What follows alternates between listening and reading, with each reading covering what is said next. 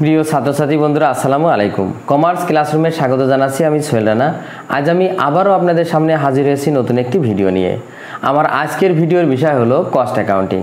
আর যে অধ্যায় থেকে এখন আমি আপনাদের অঙ্ক করাবো সেটি হলো an introduction to cost term and purposes, এই অধ্যায় থেকে। আর এই অধ্যায়ের যে অঙ্কটি এখন আমি আপনাদের করাবো সেটি ন্যাশনাল ইউনিভার্সিটি BBA অনার্স 2013-এ এসেছিল। তো চলুন বন্ধুরা আগে আমরা অঙ্কটি পড়ে আসি। Last month cyber games retailer had total sales of taka 29 lakh, selling expense of taka 4,20,000 and administrative expense of taka 3,60,000.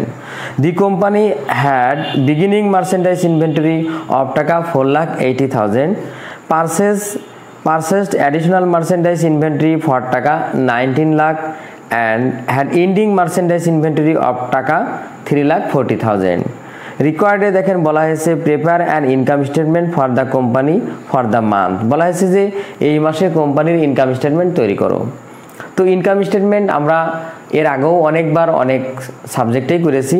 তো ইনকাম স্টেটমেন্ট করতে হলে আমাদের একটি ছক আঁকতে হবে। ইনকাম স্টেটমেন্টের ছক আমি অলরেডি এঁকেছি। এরপরে আমাদের ইনকাম স্টেটমেন্টের যে ছক, যে ধাপ, সেই ধাপটি আমাদের আগে মনে রাখতে হবে। তো আমাদের দেখেন ইনকাম স্টেটমেন্ট করতে হলে আমাদের প্রথমে আনতে হবে কি সেলস। তো আমাদের এই অঙ্কে দেখেন সেলস আছে 29 লাখ। তো আমরা প্রথমে সেলস লিখি। দেখেন আমি ছকটি আগেই এঁকেছি। Cyber game income statement for the year ended, যেহেতু এখানে ইয়ার ইন ডেট নেই, মানে ইয়ার দেওয়া নেই, তাই আমরা শুধু সিম্পলি লিখেছি for the year ended. তো এবার দেখেন আমাদের প্রথম কাজ সেলস। তো সেলস আমাদের এখানে আছে কত টাকা? 29 লাখ। তো আমরা লাস্ট টাকার ঘরে লিখলাম। এরপরে আমরা জানি সেলস থেকে আমরা less cost of goods sold বাদ দেব। Less cost of goods sold. তো কস্ট অফ গুডস সোল্ডে আমাদের প্রথমে যায় ওপেনিং ইনভেন্টরি, মানে ওপেনিং মার্চেন্ডাইজ ইনভেন্টরি বা বিগিনিং যেটাই লেখেন। তো ওপেনিং মানে বছরের শুরুতে আমার যে ইনভেন্টরি ছিল সেটা। তো বছরের শুরুতে আমার ইনভেন্টরি ছিল দেখেন 4,80,000। তো আমরা সেটা প্রথম টাকার ঘরে লাগবো 4,80,000 টাকা। এর সাথে আমাদের অ্যাড পারচেস মার্চেন্ডাইজ আমাদের যোগ হয়। তো আমরা সেটা দেখেন অ্যাড পারচেস মানে কুরাই আমাদের এখানে আছে দেখেন 19 lakh. Purchase additional merchandise inventory of for টাকা 19 লাখ। তার মানে আমাদের 19 লক্ষ টাকা ক্রয় করেছি, সেটা আমাদের এখানে যোগ হবে। আর যোগ হলে আমাদের আসে 23,80,000। এরপরে এখান থেকে আমাদের ইন্ডিং ইনভেন্টরি বাদ যাবে। লেস ইন্ডিং ইনভেন্টরি মানে সমাপনী মজুত পণ্য। তো দেখেন এখানে সমাপনী মজুত পণ্য আমাদের এন্ডিং ইনভেন্টরি আছে 3,40,000। আর এইটা আমরা ওখান থেকে 23 লক্ষ থেকে বাদ দেবো। বাদ দিলে আমাদের এখানে আসে 20,40,000।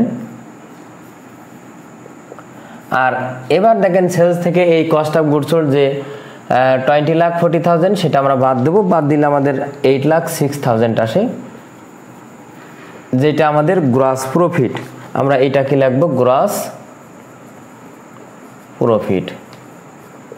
এবার এই গ্রস প্রফিট থেকে আমরা বাদ দেবো অপারেটিং এক্সপেন্স।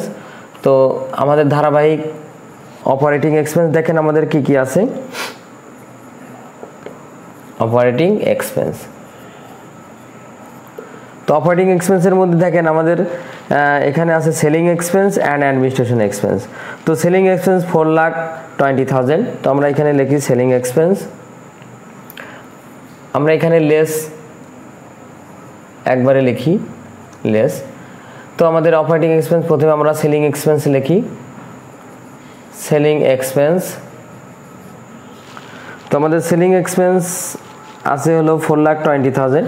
আমরা এখানে লিখি 4,20,000। এরপরে আমাদের অ্যাডমিনিস্ট্রেটিভ এক্সপেন্স। তো অ্যাডমিনিস্ট্রেটিভ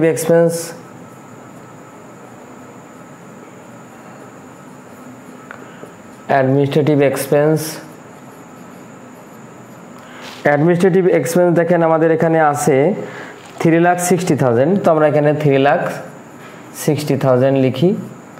এবার দেখেন এই দুইটা আমরা যোগ করব, যোগ করলে আমাদের হবে 7,80,000, 7,80,000, যেটা হলো আমাদের অপারেটিং এক্সপেন্স। আর এবার গ্রস প্রফিট থেকে আমরা এই অপারেটিং এক্সপেন্স বাদ দেবো, আর বাদ দিলে আমাদের থাকে 80,000, যেটা হলো আমাদের নিট প্রফিট, নিট প্রফিট।